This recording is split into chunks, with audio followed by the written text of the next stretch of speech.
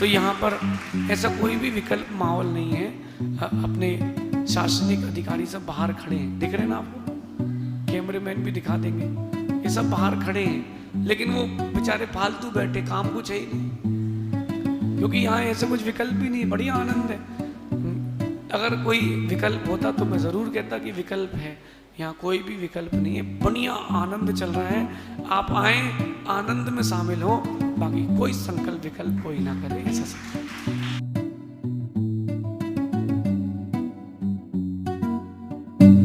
क्षमा breaking Jain news.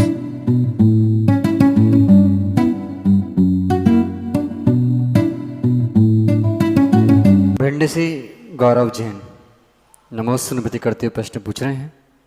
Kota में इतनी बड़ी घटना होने के बाद भी आपने अपने शिष्यों को कोटा आने के लिए मना क्यों कर दी? देश में आपके लाखों भक्त हैं, जिसमें आपके समूह से जुड़े 1 लाख लोग से अधिक आपके कट्टर भक्त हैं, जो सीधे आपको फॉलो करते हैं और आपके एक इशारे पर देवशास्त्र गुरु के लिए सदैव समर्पित रहते हैं।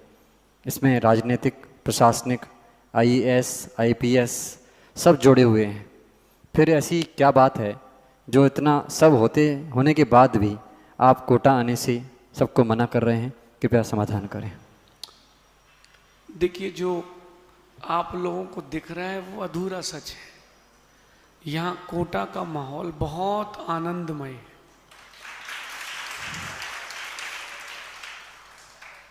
यहाँ कोटा का बहुत अच्छा माहौल है और सुबह बढ़िया चौके लग रहे हैं, श्रावक चर्या करा रहा है, बच्चे आनंद ले रहे हैं, दीपावली गुरु के साथ मना रहे हैं, इससे बड़ा क्या आनंद है। तो मुझे तो नहीं लग रहा कि ऐसा कुछ हुआ है। होता ये है कि राई का पहाड़ बना दिया जाता है, यहाँ ऐसा इतना कुछ हुआ ही नहीं। 30 सेकंड की घटना को अपन इतना बड़ा बोलकर बना करके नहीं बता सकते, ये गलत है। किसी भी व्यक्ति के बारे में कुछ भी बोलने के पहले या अपन को ज़रूर सोचना चाहिए। मेरा कहना है कि यहाँ जो भी हुआ है, आप लोगों ने जो वीडियो देखा है उतना ही सा देखा है, उसके बाद यहाँ लोग सौहार्द से रह भी रहे हैं, ऐसा कहीं भी कुछ नहीं है। बढ़िया श्रावक आनंद ले रहे हैं। आप लोगों को लग रहा है यहाँ कुछ ऐसा है? थोड़ा तेज तो बोलो, और तेज बोलो। क्या माहौल है? यहाँ पंचकल्याणक प्रतिष्ठा की तैयारी चल रही है। तो जो भी लोग मुझे बाहर सुन रहे हो, कोई भी चिंता नहीं करे, चाहे प्रशासन हो, शासन हो या श्रावक हो, यहाँ सभी गुरु की सेवा में लगे हैं। और जिन लोगों को विकल्प था उनका भी विकल्प थोड़े दिन में दूर हो जाएगा। सामाजिक एकता वैसी ही बनी रहेगी, इसमें कोई विकल्प नहीं। सभी समाज के लोग एक हैं। 1-2 लोगों को विकल्प रहता है, वो समय के साथ उनका भी विकल्प दूर हो जाएगा। यहाँ पंचकणक प्रतिष्ठा की तैयारी है। 9 तारीख को भव्य पंचकणक प्रतिष्ठा होगा। और जो भी भक्तगण हैं, शिष्य हैं, उनसे कहना है आप कोई चिंता नहीं करें। जितनी चिंता आपको है उतनी ही कोटा के श्रावकों को भी है। तो यहाँ पर ऐसा कोई भी विकल्प माहौल नहीं है। अपने शासनिक अधिकारी सब बाहर खड़े हैं, दिख रहे हैं ना आपको, कैमरेमैन भी दिखा देंगे, ये सब बाहर खड़े हैं, लेकिन वो बेचारे फालतू बैठे, काम कुछ है ही नहीं, क्योंकि यहाँ ऐसे कुछ विकल्प ही नहीं। बढ़िया आनंद है। अगर कोई विकल्प होता तो मैं ज़रूर कहता कि विकल्प है, यहाँ कोई भी विकल्प नहीं है। बढ़िया आनंद चल रहा है, आप आए, आनंद में शामिल हो, बाकी कोई संकल्प विकल्प कोई ना करे, ऐसा से जिज्ञासाओं का समाधान आगे आने वाले समाधानों में होगा। और हमारे समक्ष जो जिज्ञासुजन हैं वो आएंगे, क्रम से अपनी जिज्ञासा रखेंगे।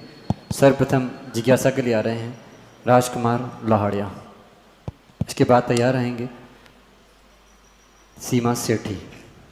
परम पूज्य श्रुत समय की गुरुवर मुनि श्री आदित्य सागर जी महाराज सत्संग के चरण कमलों में नमोस्तु नमोस्तु नमोस्तु। गुरुदेव, ये जिज्ञासा मेरी माताजी की थी, हालांकि वो नहीं आ पाई। अभी कुछ दिनों पूर्व वो जन्मभूमियों की, तीर्थंकरों की जन्मभूमि यात्रा गए थे, तो उनको बड़ा विकल्प रहा कि जहाँ पर हमारे जैन धर्म की इतनी बड़ी विभूतियों का, तीर्थंकरों का जन्म हुआ, वहाँ पर धार्मिक रूप से भी और तरक्की के रूप से बहुत पिछड़ा एरिया है वो। तो ऐसा क्यों, जहाँ इतनी बड़ी विभूतियों ने जन्म लिया वहाँ पर पिछड़ापन और धर्म की हानि क्यों? कृपया जिज्ञासा का समाधान करें। देखिए, ऐसा है कि मैं भी बनारस रहा और भगवान सुपार्श्वनाथ स्वामी के कल्याणक आदि की भूमि में दिख करके आया।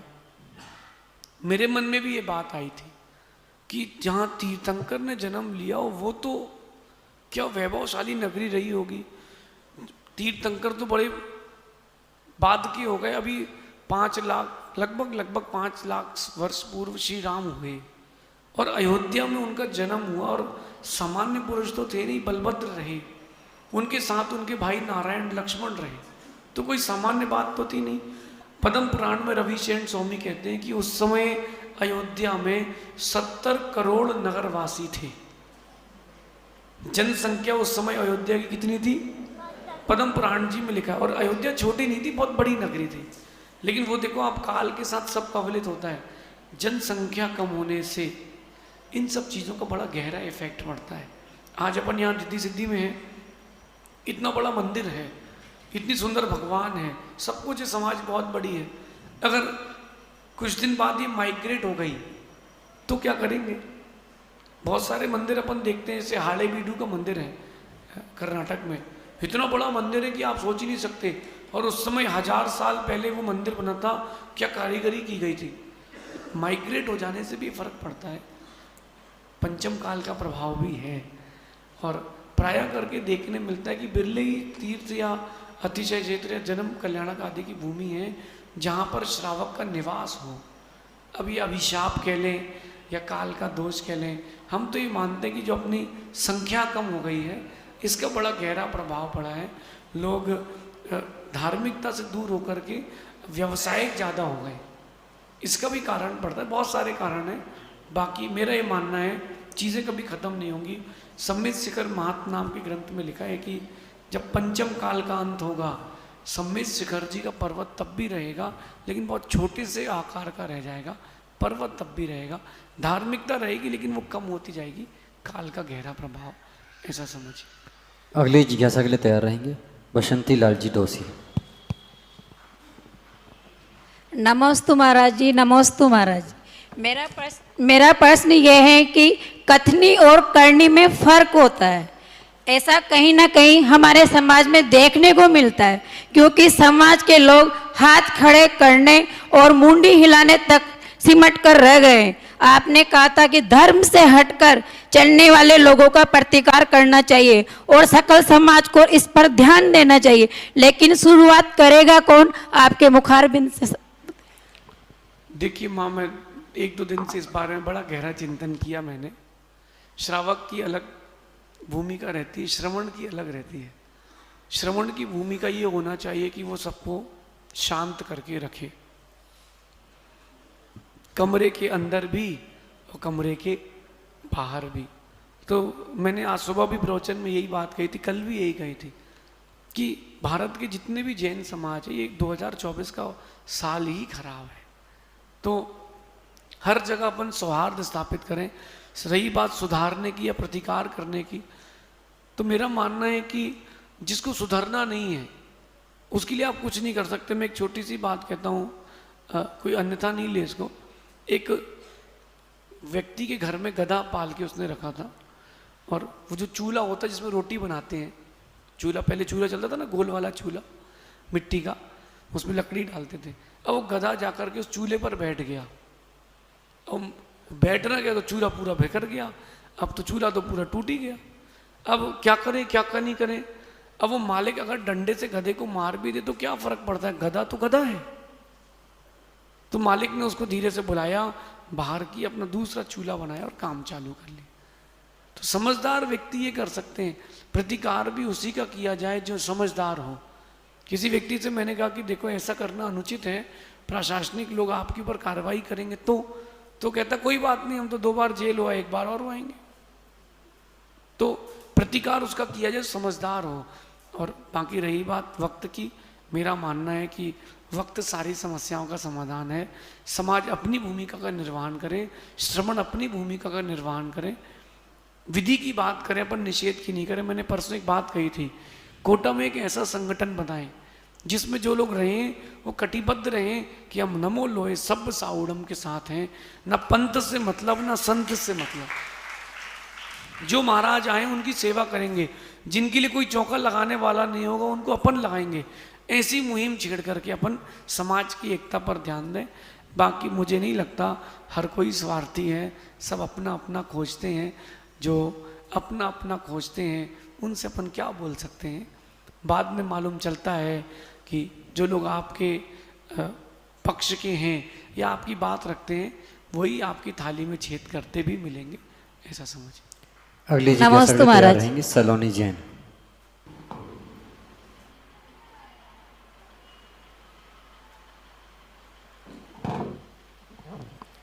त्रय मुनिराजों के चरणों में नमोस्तु नमोस्तु नमोस्तु सुदज्जु तो इच्छा में।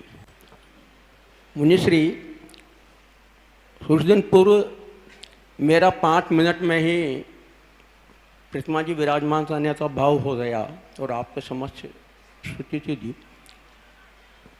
ऐसा कौन सा कर्म का उदय था और कुछ रोज जो इसका विरोध करते हैं वो किस कर्म का उदय है? ऐसा है दादाजी, पुण्य आत्मा का द्रव्य ही पुण्य क्षेत्र में लगता है। पापी का द्रव्य तो हॉस्पिटल में, कोर्ट कचहरी में और आईटी में, इन्हीं में एक्सीडेंट हो जाते हैं तो कारवार सुधारने में, आगजनी हो गई तो घर संभालने में। पापी व्यक्ति का द्रव्य पाप में जाता है और पुण्य आत्मा का द्रव्य पुण्य में लगता है। तो आपके साथी से पुण्य का उदय था। मुझे तो लग रहा था कि 3-4 नाम तो मेरे पास लिखे थे, बाकी कमेटी के पास थे। तो मैंने कहा यार देखते कौन सौभाग्यशाली होता है जो जिनबिंब मंदिर में विराजमान करेगा। लेकिन 5 या 7 मिनट लगे और सभी लोगों के नाम अपने यहाँ पर जिनबिंब के लिए आ गए। अब वो जो रह गए हैं अब उनकी भावना बनती है। 1-2 लोग आए भी थे, महाराज जी हमको भी श्री जी को वेदिका पर रखने का भाव है, लेकिन अब क्या कर सकते, स्थान तो उतना ही है। अपन जितना स्थान उतनी भगवान रख सकते हैं। आपका साथी से पुण्य था इसलिए आपको रखने मिले। जिनका पुण्य नहीं है वो नहीं रख पाए या उनके मन में विकल्प है, इसका विकल्प ना करें। कई बार ये होता है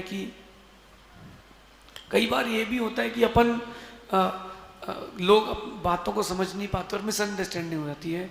गलतियां कम, गलत फहमियों से ज़्यादा रिश्ते टूटते हैं, ऐसा समझ। नमस्ते। अगली जिज्ञासा तैयार रहेंगी भव्या जैन।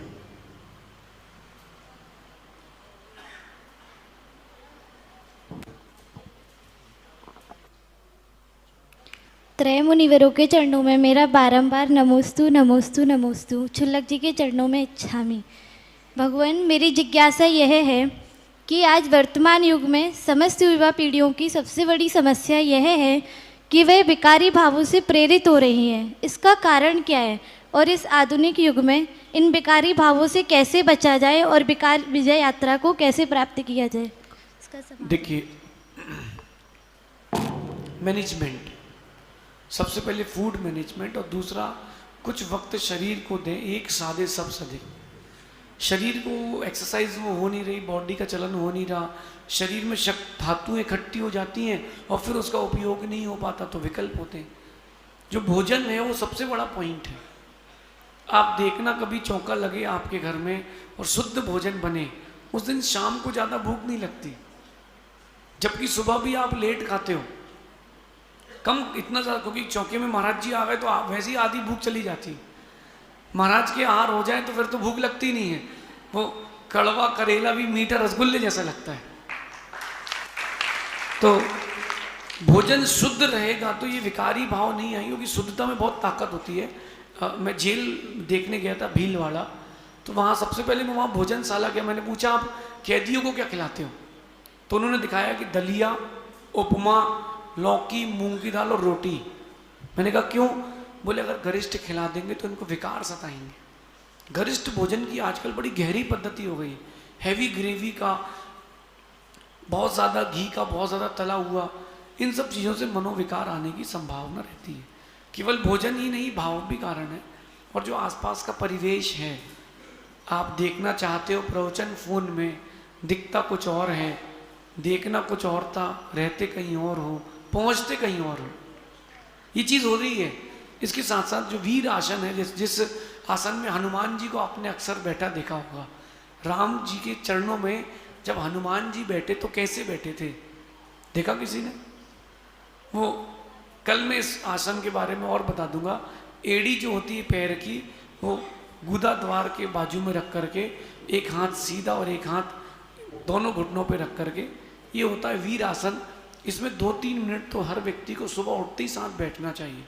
इससे शरीर की पूरी धातु बैलेंस्ड हो जाती है और शरीर का हलन चलन होगा तो भी बच सकते हैं। बाकी देखा देखी में सब मिट रहे हैं। एक बच्चा आके मुझसे कह रहा था कि महाराज जी मैं तो जा रहा हूँ घर वापस, इंदौर का था, इंदौर की बात। मैंने क्यों? बोले यहाँ लोग मुझे टीज करते, बोले तेरी गर्लफ्रेंड नहीं है, तेरी गर्लफ्रेंड नहीं है। अब मुझे पसंद नहीं है, मैं तो पढ़ने आया हूँ। तो बोले यहाँ लोग परेशान करते, तेरी गर्लफ्रेंड नहीं, तेरा बॉयफ्रेंड नहीं है, मेरे 2 हैं, इसके 4 हैं। ऐसा देख देख के वो परिवेश का भी प्रभाव पड़ता है।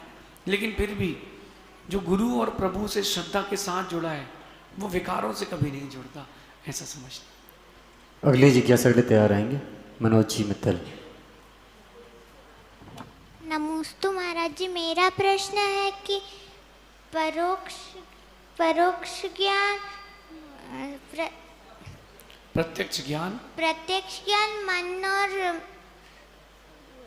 इंद्रियों की सहायता से होता है, परोक्ष ज्ञान किसकी सहायता से होता है? बहुत अच्छी बात बेटा। ऐसा है, तत्वार्थ सूत्र जी में आचार्य उमा स्वामी महाराज ने इसको खोला है और अन्य न्याय के ग्रंथों में भी खोला है।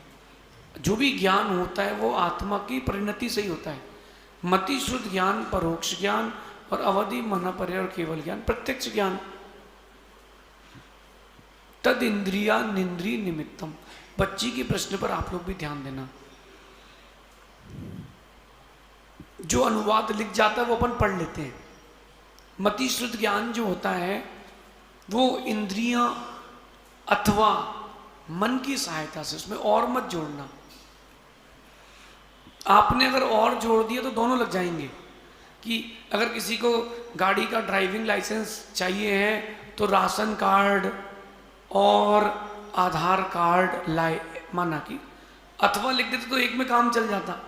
ऐसे जो मति शुद्ध ज्ञान है बेटा, वो 5 इंद्रियां या अथवा मन किसी के भी सद्भाव में हो सकता है। लेकिन जो अवधि मनपर्य और केवल ज्ञान है वो आत्मा की विशुद्धि मात्र से हो जाता है। वो अंदर की परिणति, इसमें बहिरंग की भी परिणति चाहिए। अवधि मनपर्य केवल ज्ञान, इनमें इंद्रियों की अपेक्षा मन अपने आत्मा की विशुद्धि ज़्यादा स्थान रखती है। लेकिन ये अवधि ज्ञान होगा तो संगी को ही, असंगी को नहीं होगा, ऐसा समझना। परोक्ष ज्ञान के लिए इंद्रियां, 5 इंद्रियां अथवा मन की सहायता से, अगर ऐसा नहीं मानेंगे तो जो एक इंद्रिय जीव है उसके पास मन नहीं है तो उसके पास ज्ञान ही नहीं बचेगा, ऐसा समझना। अंतिम जिज्ञासा के लिए तैयार रहेंगे रेणुवच।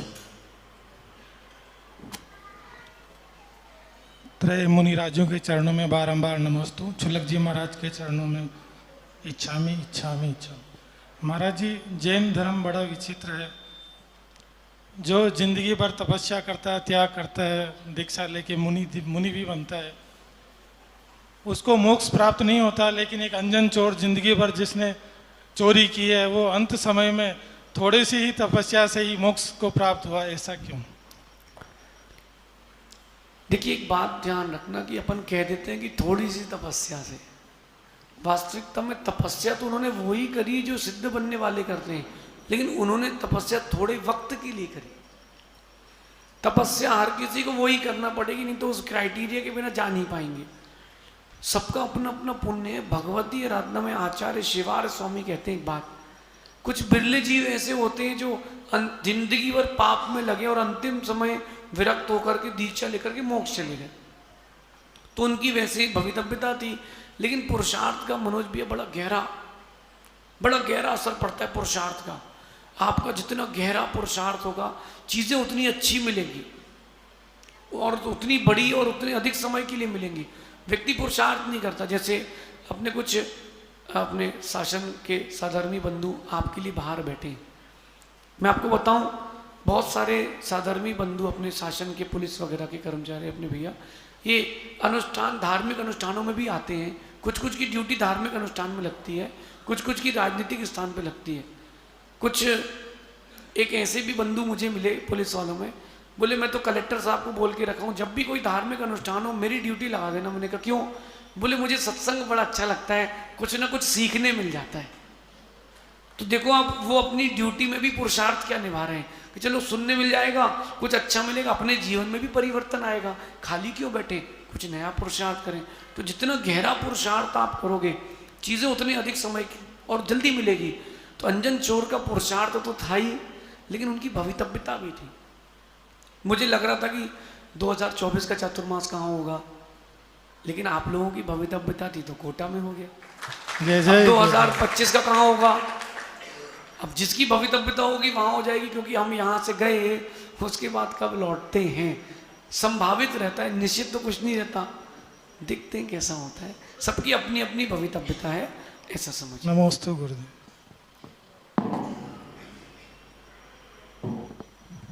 मेरे आराध्य गुरुदेव के चरणों में त्रिबार नमोस्तु नमोस्तु नमोस्तु। सुलभ जी के चरणों में इच्छामि। सामूहिक पाप कैसे होता है? देखिए माँ, जब कोई व्यक्ति सामूहिक रूप से विपरीत क्रिया का समर्थन करता है मन से, वचन से या काय से, तो सामूहिक पाप होता है। और जब भी सावध योग को छोड़ करके पुण्य क्रिया का जब व्यक्ति मन, वचन, काय से सामूहिक अनुमोदन करता है तो सामूहिक पुण्य बंध भी होता है। अपन ने देखा कि श्रीपाल के जीव ने पूर्व भाव में मुनराज के ऊपर कचरा डाला, उनको उठा करके समुद्र में डुबाया, बाहर निकाल के वापस रख दिया। बाकी जो साथ में थे उनने अनुमोदना करी। तो ये अनुमोदना के द्वारा किया तो एक ने, लेकिन बाकी ने मन, वचन, काय से अनुमोदना करी। ऐसे ही भारत में कुछ दिन पहले चीते आए थे, आप लोगों को पता होगा। बहुत सारे लोगों ने स्टेटस बनाया था कि इंडिया में चीते, अब हम चीते। अरे उन चीतों ने कईयों को खाया, कोई नहीं जी पाया। उन जानवरों को चीतों ने जिन जिन को खाया है, उनको उनके भोजन बनने में आपकी अनुमोदना बनी, आपको पाप का बंध होगा। यही सामूहिक पाप के उदय में आता है, और इसका फल भी वैसे ही मिलता है। जैसे कोरोना काल में एक साथ सामूहिक रूप से हजारों लाखों लोग रोज मरे, ये सामूहिक पाप का उदय था। आप सब सामूहिक बैठ करके धर्म ध्यान कर रहे हो, सामूहिक आनंद आ रहा है, ऐसा समझना।